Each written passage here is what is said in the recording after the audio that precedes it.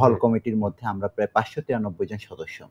তো এর মধ্যে আমরা কিন্তু তাদেরকে অন্তর্ভুক্ত করেছি যারা আমাদের ৫ আগস্টের পরে সদস্য ফর্ম পূরণ করে বিগত জুলাই আগস্ট গণ অভ্যুত্থানের আগ থেকে এবং পরবর্তী সময়ে আমাদের সাথে রাজনৈতিক কর্মকাণ্ড অন্তর্ভুক্ত। এখন দেখা যাচ্ছে যে আমাদের কমিটি প্রকাশের পর অনেকের ছবি এসেছে যে ছবিগুলো আরো ৩ বছর আগে ৪ বছর আগে হয়তো সে হলে থাকাকালীন কোনো একটা সময় প্রথম বর্ষে তার এই ছবিগুলা পাওয়া গিয়েছে। তা আমরা যেটা করেছি দেখেন আমরা কিন্তু যেহেতু অভিযোগ এসেছে আমরা জিরো টলারেন্স নীতি এখানে গ্রহণ করেছি। আমরা প্রাথমিকভাবে ৬ জনকে অব্যাহতি প্রদান করেছি, তদন্ত কমিটি করেছি।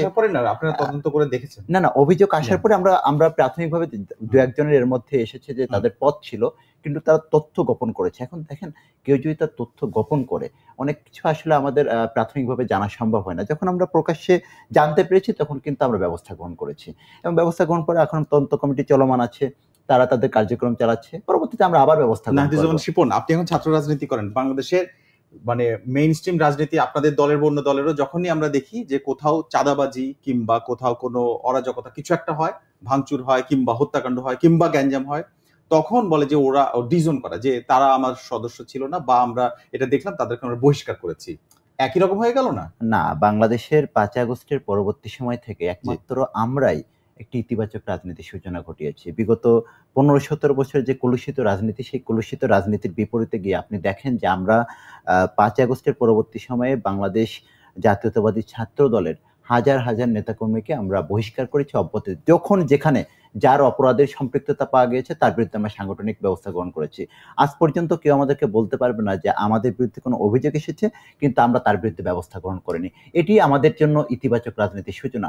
অতীতে যেটি ছাত্রলীগ দায় এড়িয়ে যেত, কিন্তু আমরা কিন্তু দায় এড়াচ্ছি না। হ্যাঁ, আমার সংগঠন অনেক বড় সংগঠন, অনেক নেতাকর্মীর আগমন ঘটবে, মত প্রকাশের স্বাধীনতা আছে, কিন্তু কেউ যদি কোনো অপরাধের সাথে সম্পৃক্ত হয় আমরা তার বিরুদ্ধে অ্যাকশন নেব। তাহলে ব্যাপারটা যদি এরকম বলি যে আগে যখন ছাত্র শিবির ক্যাম্পাসে কাজ করছে সেটাও আপনারা চিনতে পারেননি বা প্রকাশ করেননি, এখন আপনার দলে অন্য ছাত্রলীগের কেউ এসে ঢুকে পড়ছে সেটা আগে বুঝতে পারছেন না, যখন অভিযোগ আসে তখন অভিযোগ আগে বুঝতে পারছি না এরকম না। এই ঘটনাটা এরকম না যে আমার সবাই এইভাবে আসছে, কিছু ব্যতিক্রম খুব অল্প সংখ্যক, হয়তো আমি ৬০০ সদস্য কমিটি দিয়েছি, সেখানে ৫-৭ জন বা ১০ জনের বিরুদ্ধে এই ধরনের অভিযোগ এসেছে। তো এটা একটা এই সংখ্যার বিপরীতে কিন্তু খুব বেশি না। তো এরকম যারা নিজেদের তথ্য গোপন করে, তো এটা আসলে বোঝাটা অনেক সময় আমাদের জন্য একটু কঠিন হয়ে যায়।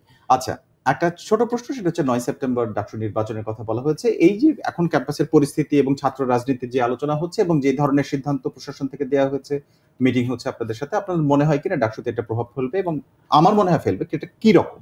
না, ডাকসুতে তো অবশ্যই এটা একটা প্রভাব তৈরি, আপনার দলের জন্য। হ্যাঁ, আমি আপনার দলের জন্য। আমার সংগঠনের জন্য প্রভাব তৈরি হবে। কেননা আমি ডাকসুতে যখন কাজ করব, আমি তো আমার হলে কাজ করব, হল সংসদ নির্বাচন হবে, আমার সেন্ট্রাল ডাকসু হবে, সেখানে আমার যাদেরকে দিয়ে আমি নির্বাচন করাবো বা যারা কাজ করবে আমার সংগঠনের হয়ে, তার জন্য তো আমার একটা সাংগঠনিক কাঠামো দরকার। আমি তো সেটিকে তার জন্য আমার হল কমিটি, এই কমিটিগুলো থাকলে আমি তাদেরকে দিয়ে কাজ করতে আমার সুবিধা হবে। এখন যে ধরনের আলোচনা হচ্ছে, বিশ্ববিদ্যালয় প্রশাসন যদি এই ধরনের বিরাজনীতিকরণের চেষ্টা করে, তাহলে সেক্ষেত্রে তো অবশ্যই এটা আমাদের উপর বিশ্ববিদ্যালয় প্রশাসন